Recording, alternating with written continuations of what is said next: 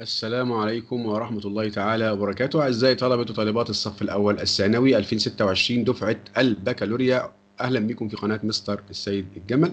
النهارده إن شاء الله هنحل مع بعض أسئلة كتاب الامتحان على الدرس الأول الحضارة والتاريخ. طبعا نسخة جديدة من كتاب الامتحان 2026. يلا القلم بتاعك والورقة وسجل الملاحظات اللي هنقولها عشان ما نضيعش الوقت. نبدأ. كتاب الامتحان بيقول لي أهو: يتضح من تحليل البيانات الموضحة على العملة المقابلة أنها تنتمي لعصور تاريخية تتسم به. لازم الأول قبل ما نجاوب على الأسئلة اللي جاية دي نسترجع مع بعض سمات العصور التاريخية اللي احنا اتكلمنا عليها. قلنا المؤرخين قسموا فترات التاريخ لأربع عصور متشابهة في الأحداث. أول عصور اسمها العصور القديمة، تمام كده، بتبدأ من الألفية الرابعة قبل الميلاد. مهم جدا نعرف بداية ونهاية كل عصر فيهم. الألفية الرابعة قبل الميلاد يعني قبل ميلاد سيدنا عيسى ب 4000 سنة، تمام، حتى أو إلى يعني سنة 476 ميلاديا. ده العصور القديمة. الفترة أو السنة دي اللي هي 476 ميلاديا سقوط الإمبراطورية الرومانية الغربية، ودي آخر حضارة في العصور القديمة، تمام كده. طيب ايه سمات العصور القديمه؟ الزراعه والاستقرار واختراع الكتابه، تمام كده، والتقدم الحضاري اللي ظهر، وظهور حضارات عظمى في الشرق وفي الغرب، تمام كده. الحضارات بتاعت الشرق اللي هي مصر القديمه، مصر الفرعونيه، وبلاد فارس اللي هي ايران، وبلاد العراق اللي هي ما وراء النهرين، وفينيقيا اللي هي سوريا ولبنان. وبالنسبه للحضارات الغربيه عندنا بلاد اليونان اللي هي الاغريق، وعندنا الحضاره او الامبراطوريه الرومانيه، تمام كده، اللي هي سقطت في نهايه العصور القديمه. طيب تعالوا بقى نشوف العصور الوسطى. هتبدا من حيث انتهينا، يعني ابداوا من حيث انتهينا أو هنا التاريخ اهو 476، تمام. يبقى العصور الوسطى هتبدا من سنه 476 اللي هي سقوط الامبراطوريه الرومانيه الغربيه، حتى أو إلى يعني سنة 1453 ميلاديا. والسنة دي مهمة جدا جدا لأن دي سنة فتح فتح القسطنطينية على يد السلطان العثماني محمد الفاتح أو محمد الثاني. وطبعا القسطنطينية كانت عاصمة الإمبراطورية الرومانية الشرقية بقى اللي هم بيسموها الدولة البيزنطية، تمام. طيب إيه سمات بقى العصور الوسطى؟ سمات العصور الوسطى إن العصور الوسطى بتتميز بالطابع الديني، تمام كده. طالما قال لك عصور وسطى يبقى بيكلمك عن الدين على طول، بيكلمك عن الطابع الديني، خلاص كده. انتشار المسيحيه في اوروبا وسيطره الكنيسه على مجريات الاحداث وانتشار الجهل والتخلف وظهور نظام الاقطاع، تمام كده.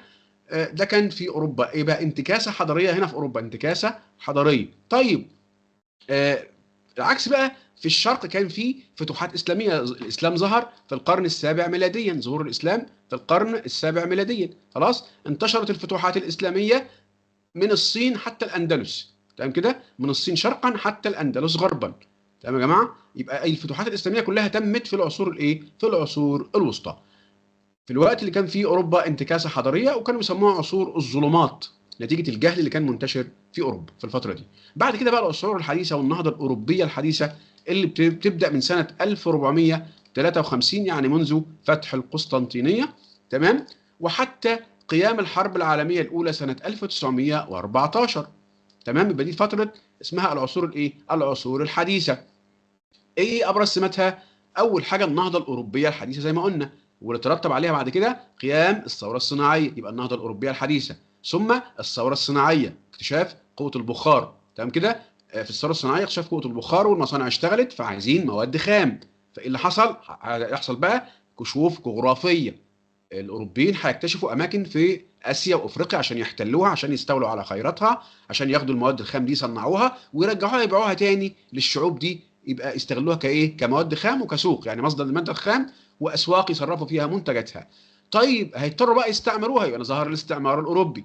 يبقى النهضه الاوروبيه الحديثه، وبعدين قيام الثوره الصناعيه، وبعدين كشوف جغرافيه، وبعدين الاستعمار الاوروبي. طيب التاريخ المعاصر بقى، التاريخ المعاصر بيظهر او بيبدا من سنه 1914 اهو، من حيث انتهينا اللي هي قيام الحرب الاولى. بيبدا من قيام الحرب العالميه الاولى سنه 1914 حتى الان، لغايه بقى الفتره اللي احنا عايشين فيها دي انا وانت دلوقتي، تمام، لغايه النهارده. خلاص كده. طيب التاريخ المعاصر ده فيه ايجابيات وفيه سلبيات. ايه اللي حصل بقى في التاريخ المعاصر؟ احنا انتهينا هنا عند ظهور حركه الاستعمار في العصر الحديث. في التاريخ المعاصر هتظهر حركات التحرر من الاستعمار. لذلك بيقول لك ان التاريخ المعاصر حمل تناقضات بالنسبه للحضاره الاوروبيه. في تناقض. ايه التناقض؟ ان هنا في العصر الحديث كان في استعمار، تمام كده. هنا بقى في التاريخ المعاصر ظهرت رغبه الشعوب في التحرر من هذا الاستعمار. طيب ايه كمان؟ ابتدينا نشوف ثوره معلوماتيه وتكنولوجيه، مش ثوره صناعيه بقى، لا، ثوره معلوماتيه وتكنولوجيه وتقدم علمي واختراعات علميه وغزو الفضاء. الانسان انتقل من الارض، راح للفضاء بقى، هبط على سطح القمر. تمام. طيب دي الايجابيات. ايه السلبيات بقى؟ ثلاث حاجات: التلوث البيئي، الحروب المدمره، انتشار الامراض الخطيره. تعالوا بقى نشوف، نحل بقى الاسئله بناء على التقسيمه دي. طيب هنا لو بصينا العمله دي، لو بصيت هنا دققت هتلاقي في تاريخ مكتوب اهو 1899. التاريخ ده 1899 ضمن انهي عصر من العصور اللي احنا لسه متكلمين فيها؟ 1899. لو احنا بصينا هنلاقي ان التاريخ ده بيشمل او بيندرج تحت العصر الحديث، موجود في العصر الحديث. التاريخ 1899 موجود في العصر الايه؟ في العصر الحديث او العصور الحديثه. تمام. يبقى هنا بيكلمني العمله دي ظهرت في العصور الايه؟ في العصور الحديثه. طيب العصور الحديثه بقى اي سمه من دول بتنطبق على العصر الحديث؟ هل سياده نظام الاقطاع في اوروبا؟ ده كان في العصور الوسطى. انتشار حركه الاستعمار الاوروبي؟ ايوه هي دي اللي كانت موجوده في العصور الحديثه. طبعا قيام الحروب العالميه المدمره دي في التاريخ المعاصر. وازدهار الحضاره في بلاد الشرق ده كان فين بقى؟ دي كان في العصور الوسطى، في الوقت اللي كان فيه اوروبا بتعيش في عصور الظلمات. وكمان في العصور القديمه، يعني ممكن ازدهار الحضاره في بلاد الشرق ده كان برضو في العصور القديمه. طيب يبقى الاجابه رقم ب. من نتائج الثوره الفرنسيه سنه 1789 القضاء على النظام الاقطاعي. الاقطاع ده كان موجود فين؟ في اوروبا في العصور الوسطى. في العصور الوسطى. والتاريخ ده اصلا، التاريخ ده بيدل على العصر الحديث. يبقى اذا الاجابه العصور الوسطى والعصور الايه؟ والعصور الحديثه.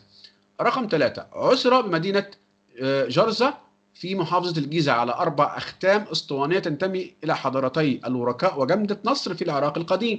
يبقى في محافظة الجيزة في مصر لقوا آثار عراقية. ده معناه إيه؟ معناه تواصل حضاري، معناه تواصل حضاري، وإن الحضارة الإنسانية ما هياش نتاج شعب واحد ولا إيد واحدة ولا لغة واحدة. يبقى ده هيحقق لي هدف الابتعاد عن الإيه؟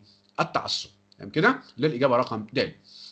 السؤال رقم 4: تخطت مظاهر الحضارة نطاق محيط الكرة الأرضية، راحت بقى على سطح القمر. فين ده؟ في التاريخ المعاصر. تاريخ المعاصر هبط الإنسان على سطح القمر. طيب ظهر الاعتماد على الطاقة الحفرية اللي هي طاقة البخار بقى، اللي هي الثورة الصناعية. الثورة الصناعية يا جماعة ظهرت فين؟ ظهرت في العصور الحديثة. الثورة الصناعية ظهرت في العصور الحديثة. طيب أي من الصور الآتية تعبر عن أحد مظاهر الحضارة التي نشأت في العصور الوسطى؟ طبعا الحضاره اللي كانت موجوده في العصور الوسطى الحضاره الشرقيه الاسلاميه. تمام. واوروبا كان فيها انتكاسه. طيب معبد ابو سمبل ده كان في العصور القديمه. بناء المعابد والحاجات دي في العصور القديمه. الجامع الازهر، ايوه طبعا ده الفتح الاسلامي، ده اللي بناه الفاطميين، الدوله الفاطميه. تمام كده. يبقى ده الجامع الازهر هو اللي بينم او مؤشر او ظاهره حصلت في العصور الايه؟ او نشات في العصور الوسطى. تمام كده. طيب يرجع فتح القائد الاموي قتيبة ابن مسلم بلاد ما وراء النهر اللي هي بلاد العراق يعني الى، طبعا قلنا الفتوحات الاسلاميه كلها تمت في العصور الايه؟ في العصور الوسطى. خلاص كده. طيب اتسمت العصور التاريخيه القديمه عن غيرها بايه؟ احنا قلنا وانا بشرح قلت ان كان في ازدهار للحضارات الشرقيه والغربيه معا، يعني كان في حضارات شرقيه وغربيه مع بعض. شرقيه قلنا عليها، وغربيه كانت بلاد اليونان والامبراطوريه الرومانيه الغربيه. طيب قام محمد علي بالتخلص من المماليك في مذبحة القلعة سنة 1811. 1811 ده تاريخ ايه؟ لو احنا هنبص نرجع للتواريخ. 1811 اهو داخل في نطاق العصور الايه؟ الحديثة اهو.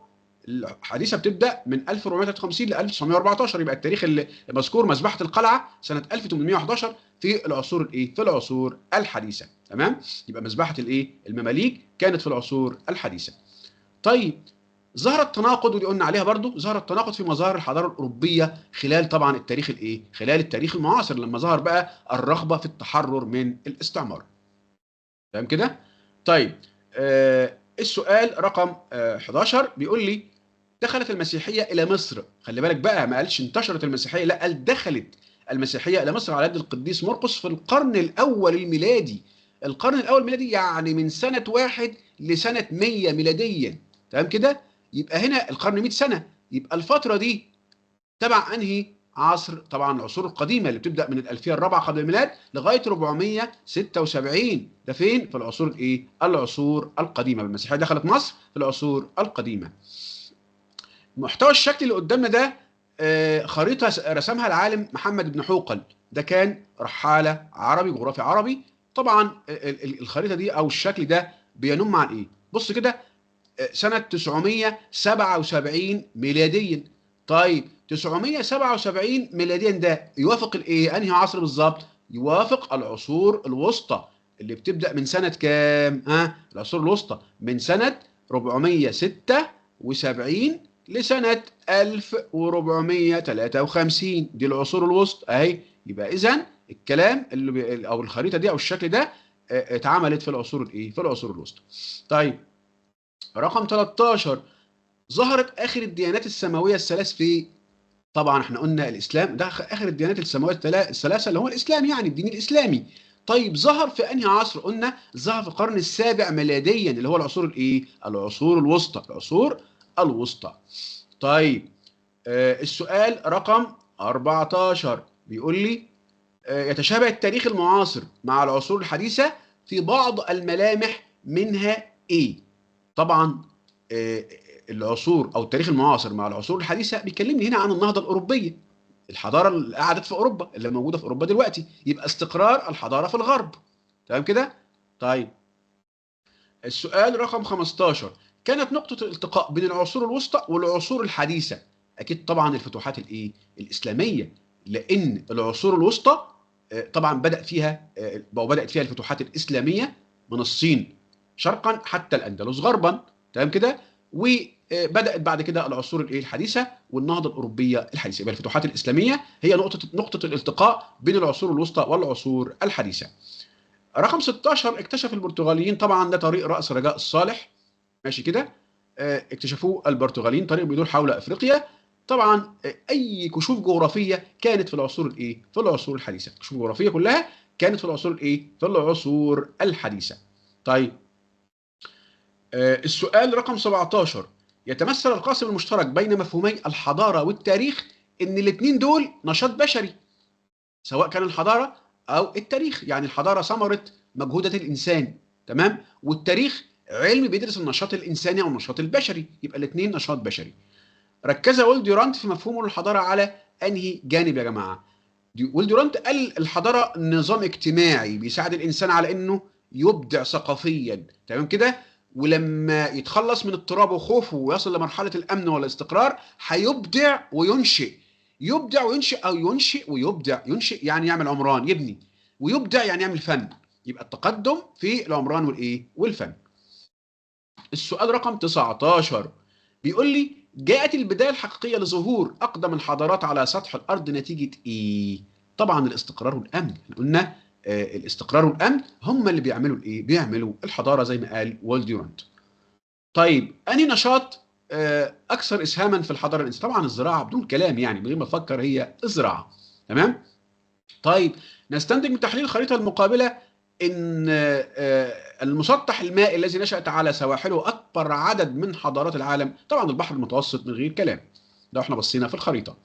طيب السؤال رقم 22، تنوعت الاسهامات الحضاريه للغرب عبر التاريخ. ماشي كده؟ تنوعت الاسهامات الحضاريه للغرب عبر التاريخ، الا ان هذه الاسهامات تقلصت فين الفتره اللي اوروبا شهدت فيها انتكاسه حضاريه؟ اكيد في العصور الايه؟ الوسطى. كان في جهل وتخلف، وكمان احنا قلنا ان هم سموه عصور الايه؟ عصور الظلمات. يا جماعه اوعوا تنسوا الحته دي، سموه عصور الايه؟ عصور الظلمات في اوروبا. تتواصل الامم والحضارات على مر العصور وتتاثر بعضها عن طريق الاخذ والعطاء، ولكن في حاجتين يجب الحفاظ عليهم، من اهم ما يجب الحفاظ عليه يعني التواصل الحضاري ايه؟ نحافظ على ايه؟ حاجتين قلنا عليهم واحنا بنشرح، قلنا الثقافه والعقيده. خلاص، الهويه الثقافيه والخصوصيه العقائديه اللي هو الدين. يبقى ثقافتك يعني عاداتك وتقاليدك ولغتك، والعقيده بتاعتك الدين بتاعك. خلاص كده، لكل منكم جعلنا شرعه ومنهاجا، كل امه ليها عقيده تخصها. طيب، السؤال رقم 24: يعد اول ظهور للحضارات العظمى بالغرب طبعا بلاد اليونان او الاغريق. طبعا دي حضاره من اولى الحضارات اللي ظهرت في بلاد الغرب، الحضاره الاغريقيه القديمه. رقم 25: حدد أي من أنماط السكان الآتية تعد أقل إسهاما في تطور الحضارات الإنسانية قديما. طبعا لو بصينا كده يقول لي البدو الرحل. الترحال عمره ما بيعمل حضارة، لأن الإنسان اللي بينتقل من مكان لمكان مش هيعمل حضارة، ولكن الاستقرار هو اللي بينشئ الحضارة. يبقى هنا البدو الرحل هم أقل إسهاما. ليه بقى؟ لأن هم بيتميز حياتهم بالترحال والتنقل، والترحال والتنقل لا ينشأ عنه حضارة، ولكن الحضارة تنشأ عن الاستقرار والأمن. رقم 26: توضح الصورة المقابلة مكتبة اسكندرية التي تم بناؤها أول مرة في عهد البطالمة اليونان طبعا، ويعتبر إعادة إحيائها مرة أخرى حديثا من أهداف دراسة التاريخ، وهو طبعا إيه؟ الحفاظ على مكتسبات المجتمع يا جماعة، تنمية الشعور بالمسؤولية، الشعور بالمسؤولية والحفاظ على مكتسبات المجتمع. اعتمد الرئيس أنور السادات على الخداع الاستراتيجي، عنصر المفاجأة في حرب أكتوبر، وده كان من العوامل اللي ساهمت في تحقيق النصر سنة 73. وكان برضو عنصر المفاجأة ده هو اللي خلى إسرائيل تهزمنا في 67. يبقى السادات هنا استفاد من الدرس، تعلم الدرس جيدا. تمام، يبقى استخلص العبر، يبقى استخلاص العبر، وده هدف من دراسة التاريخ، استخلاص العبر من تاريخ الأمم السابقة، تعلم الدرس جيدا. يتضح من خلال دراسة العصور التاريخية أن أكثر المناطق اللي استقر بها الحضارات لأطول فترة زمنية كان فين؟ أكيد في الشرق الأوسط، في الشرق الأوسط. طيب، ساهمت حركة الكشوف الجغرافية بالعصور الحديثة في إيه؟ طبعا إحنا اكتشفنا، الأوروبيين اكتشفوا أماكن في آسيا وأفريقيا لازم يحتلوها بقى عشان يستولوا على خيراتها، عشان يصدروا بقى المواد الخام عندهم، يصنعوها ويرجعوا لهم تاني يبيعوها. يبقى قيام حركة الاستعمار الأوروبي. طيب، استطاعت الدولة العباسية فتح أي فتوحات إسلامية كانت في العصور الوسطى من غير ما تفكر. الانتكاسة الحضارية برضو لأوروبا كانت في العصور الوسطى، انتكاسة حضارية لأوروبا ونهضة حضارية في بلاد الشرق في العصور الوسطى. طيب، أمامك صورة لأثر سجل عليه الفرنسيين أو سجل عليه الفرنسيون انتصاراتهم خلال، طبعا ده في القرن التاسع عشر، قوس النصر في باريس في القرن التاسع عشر. طبعا ده القرن التاسع عشر يعني من سنة كام؟ من 1800 ل 1900. تمام، يبقى ده في العصر الايه؟ في العصر الحديث. يبقى القرن التاسع عشر معناه العصر الايه؟ العصر الحديث. ونركز واحنا من ايه؟ واحنا بنجاوب.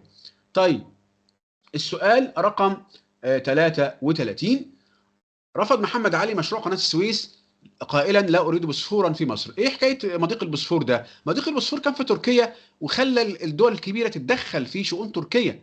يعني الدول الاستعماريه الكبرى زي فرنسا وانجلترا ابتدوا يتدخلوا في شؤون تركيا نتيجه المضيق اللي هو الممر المائي ده، عشان السفن بتاعتهم تعدي، فعملوا مشاكل كتير. فمحمد علي قال لك لا، انا مش عايز بقى اعمل قناه علشان ما يبقاش عندي بوسفور جديد زي البوسفور الموجود في تركيا. تمام، يبقى هنا محمد علي تعلم الدرس جيدا، تعلم الدرس، يبقى استخلاص العبر من تاريخ الامم. رقم 34: تتميز الحضارات بانها سلسله متصله الحلقات من تيار حضاري عام متدفق. عام يعني الكل ساهم فيه، الكل ساهم فيه، مش نتاج امه واحده بس. يبقى مش عايزين تعصب بقى وحد يقول لي دي الحضاره بتاعتي انا بس. يبقى الابتعاد عن الابتعاد عن التعصب. يتضح من خلال تحليل مضمون النص اللي قدامنا ده ان ده حصن بابليون، ده متحف قبطي داخل اسوار حصن بابليون. في حاجات اهو ممزوج بالطبع القبطي والمصري القديم والهلينستيه والبيزنطيه والاسلاميه. الله، ده كل بقى الناس مساهمه فيه. ده معناه ايه؟ معناه ان الحضارات كلها على تواصل واسهامات في كل ما هو انساني. يبقى التواصل الحضاري والفكري. تمام، اللي هو الابتعاد عن التعصب. يعتقد الفيلسوف الألماني سبلينجر أن الحضارات مثلها مثل الكائن الحي، تولد وتنضج وتزدهر ثم تموت. أنهي الكلام ده ينطبق على الحضارة الأوروبية في أنهي عصر؟ طبعا أوروبا ولدت في حضارة في العصور القديمة، كانت قوية جدا، كان في بلاد اليونان القديم والإمبراطورية الرومانية القديمة. وبعدين ماتت فين؟ ماتت في العصور الوسطى، الانتكاسه كانت في العصور الوسطى، يبقى اذا القديمه اللي هي ازدهرت فيها والوسطى اللي هي ماتت فيها. خلاص كده يبقى القديمه والوسطى. يرتبط اضمحلال يعني انهيار وتفكك حضاره المدينه الموضحه في الصوره المقابله، طبعا دي مدينه روما، الامبراطوريه الرومانيه الغربيه.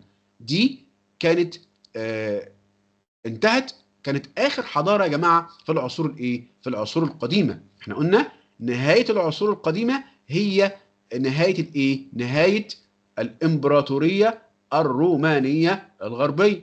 طيب يبقى الامبراطوريه الرومانيه الغربيه انتهت في العصور القديمه وكانت بدايه للعصور الايه؟ الوسطى. يبقى اهو بقول لك ببدايه العصور الايه؟ الوسطى. طب لو قال لي هنا لو كلمه نهايه يبقى اختار العصور القديمه، يبقى خلي بالي من الالفاظ دي، بدايه يبقى العصور الايه؟ الوسطى. طب قال لي بنهايه العصور القديمه. تمام كده؟ طيب وخلي بالنا من الالفاظ دي كويس قوي قوي عشان الحاجات دي بتفرق واحنا بنحل. أدى قيام الثورة الصناعية في أوروبا إلى ظهور أحد سلبيات العصور الحديثة المتمثلة في إيه؟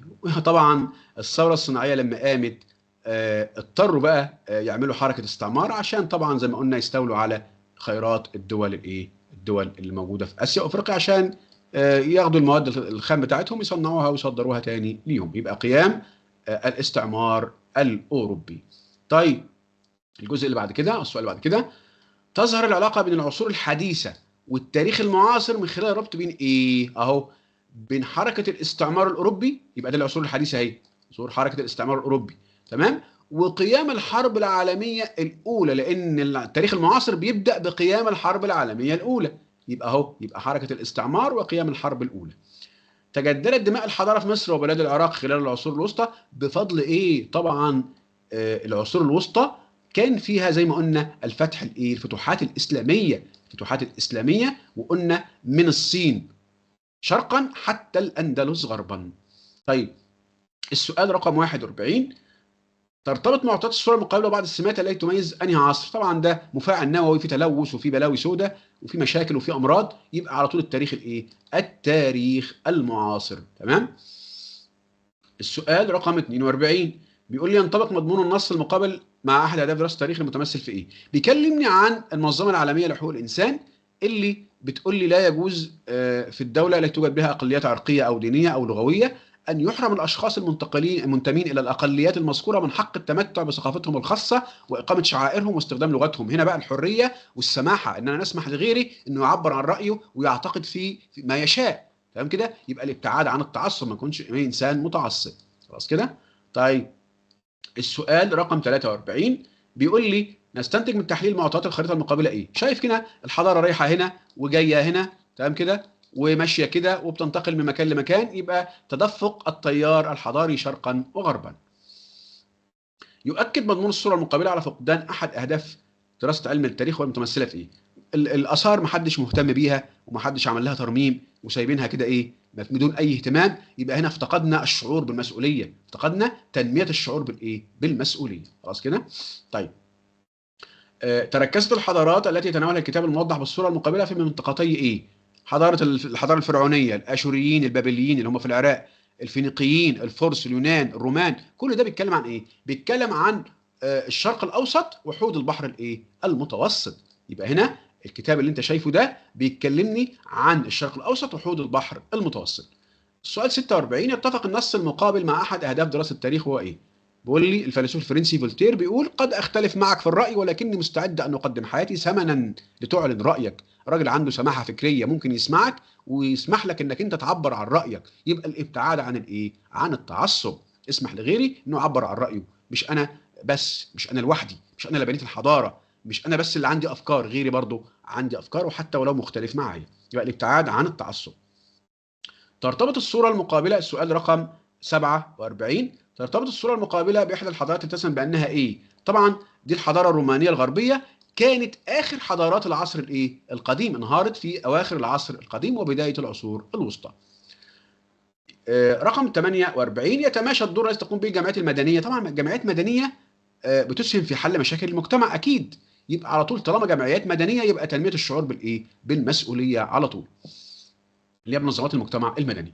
السؤال رقم 49 بيقول لي انتقلت مظاهر الحضاره الاوروبيه الى استراليا خلال ايه؟ طبعا الحضاره الاوروبيه هتنتقل الى استراليا اكيد في العصور الحديثه، لان الحضاره الاوروبيه ابتدوا الاوروبيين يغزوا العالم، يبقى هنا انتقلت خلال العصور الايه؟ العصور الحديثه او النهضه الاوروبيه. خلاص كده خلصنا اسئله الاختيار من متعدد.